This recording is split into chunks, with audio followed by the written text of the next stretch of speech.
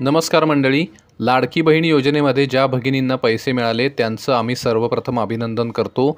मात्र ज्यांना या योजनेत दुर्दैवाने एकही रुपया मिळाला नाही त्यांनी कृपया निराश होऊ नका, कारण आचारसंहिता लागू झाल्यामुळे सरकारला आता पेमेंट करणं थांबवावं लागलं आहे. मात्र याचा अर्थ असा होत नाही की आता यापुढे या योजनेत पैसेच मिळणार नाहीत. मंडळी, सध्या आचारसंहिता लागू झाल्यामुळे नवीन अर्ज भरणे, अर्जामध्ये दुरुस्ती करणे आणि पैसे वाटपाची प्रक्रिया थांबवण्यात आली आहे. मात्र निवडणुकांचे निकाल लागले की कदाचित या तिन्ही प्रक्रिया पुन्हा चालू होतील. त्यामुळे जर तुमच्याकडून काही गोष्टी राहून गेल्या असतील तर त्या आत्ताच पूर्ण करा, म्हणजे पुन्हा संधी मिळाली की ती संधी तुमच्या हातातून जायला नको. आज आपण या एकाच व्हिडिओमध्ये त्या सगळ्या आवश्यक गोष्टी बघणार आहोत ज्या लाडकी बहीण योजनेअंतर्गत पैसे मिळवण्यासाठी आवश्यक आहेत. तर सुरू करूया आजचा व्हिडिओ.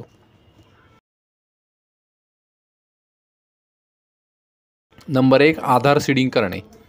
मंडळी, फक्त आधार सीडिंग म्हणजेच DBT नसल्यामुळे हजारो भगिनींना या योजनेत एक रुपयासुद्धा मिळाला नाही.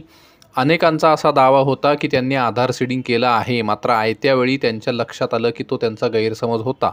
त्यांचं बँक खात्याशी आधार सीडिंग झालेलं नव्हतं. तर आता ही चूक तुम्ही सुधारा. आधार सीडिंग म्हणजे DBT नक्की करून घ्या. आधार सीडिंग आहे का नाही आणि ते कसं करायचं याच्या संबंधी एक व्हिडिओ आम्ही आधीच तयार केला आहे, त्याची लिंक कमेंट्समध्ये दिली आहे. हा व्हिडिओ बघून झाला की तो व्हिडिओसुद्धा तुम्ही नक्की बघा. नंबर 2, आधार अपडेट करणे. मंडळी, केंद्र सरकारकडून आधार अपडेट करण्याचे निर्देश 1 ते 1.5 वर्षापासून देण्यात येत आहेत. खास करून ज्यांचं आधार कार्ड काढून 10 वर्ष पूर्ण झाली आहेत त्यांना आधार अपडेट करणं अनिवार्य आहे. तरीही अनेकांनी आधार अपडेट करून घेतलं नाही. मंडळी, पैसे न मिळण्याचं हे सुद्धा एक कारण आहे असं सांगितलं जातं, कारण सरकारने आता ज्यांचं आधार कार्ड काढून 10 वर्ष पूर्ण झाली आहेत पण त्यांनी आधार अपडेट केलेलं नाही अशा सर्वांना सरकारी योजनांचा लाभ देणं हळूहळू बंद केलं आहे.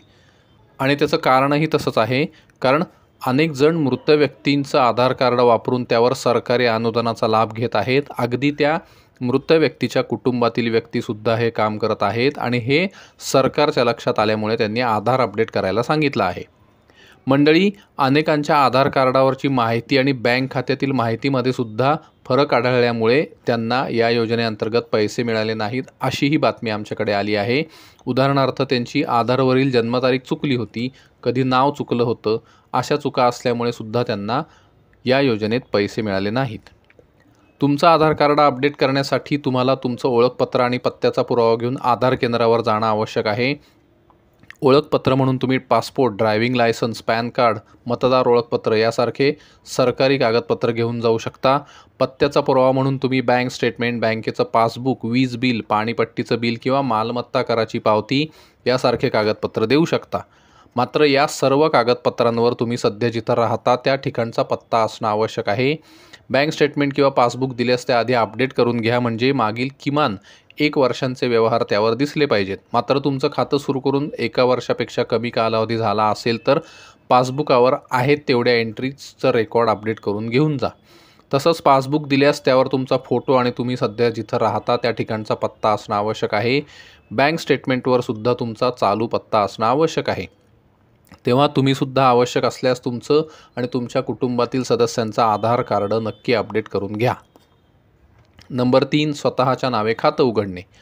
मंडळी, योजनेच्या अटीमधील ही एक महत्त्वाची अट होती की जी लाभार्थी बहीण लाडकी बहीण योजनेत अर्ज करेल तिच्या एकटीच्या नावानं बँक किंवा पोस्टात खातं असलं पाहिजे.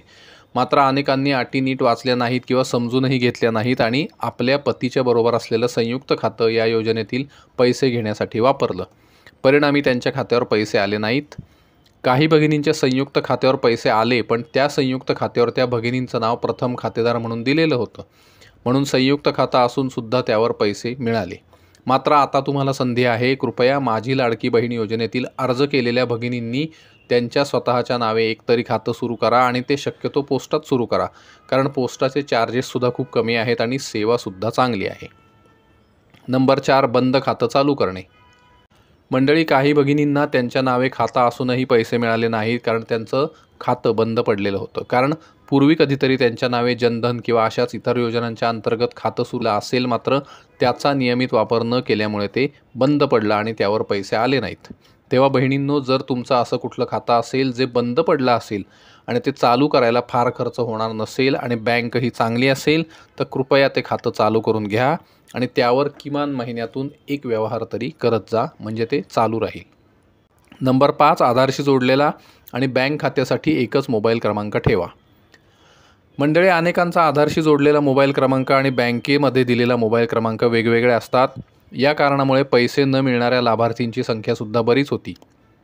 तर कृपया तुमच्या बाबतीत असं काही झालं आहे का हे एकदा नक्की तपासून बघा. याचं कारण असं की आधार कार्ड काढताना आपण वेगळा मोबाईल क्रमांक दिलेला असू शकतो आणि बँक खातं सुरू करताना वेगळा मोबाईल नंबर दिलेला असू शकतो. कारण हल्ली अनेक जणांकडे एकापेक्षा जास्त मोबाईल क्रमांक असतात. त्यामुळे कृपया तुमच्या बाबतीत असं काही झालं आहे का हे नक्की बघा आणि योग्य तो बदल वेळीच करून घ्या.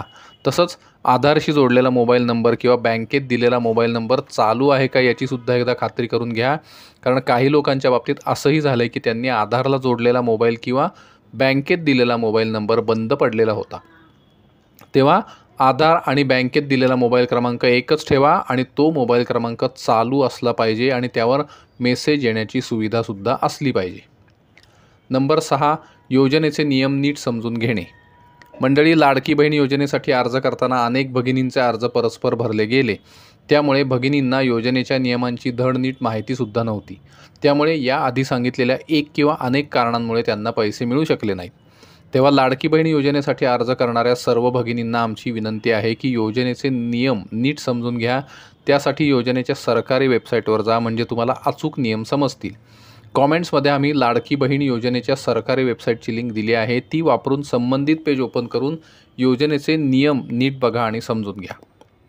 तेव्हा या 6 गोष्टींची पूर्वतयारी लवकरात लवकर करून ठेवा, म्हणजे निवडणुका झाल्या आणि पुन्हा योजनेत नवीन अर्ज भरणे, अर्जामध्ये दुरुस्ती करणे आणि पैसे वाटपाची प्रक्रिया सुरू झाली तर त्यावेळी तुमची धावपळ व्हायला नको. तर मंडळी, आज इथंच थांबूया. आजचा व्हिडिओ तुम्हाला कसा वाटला हे आम्हाला कमेंट्समध्ये नक्की कळवा. व्हिडिओ आवडला तर लाईक आणि शेअर करा. चॅनेल सबस्क्राईब केला नसेल तर नक्की सबस्क्राईब करा आणि बेल आयकॉन प्रेस करा. धन्यवाद.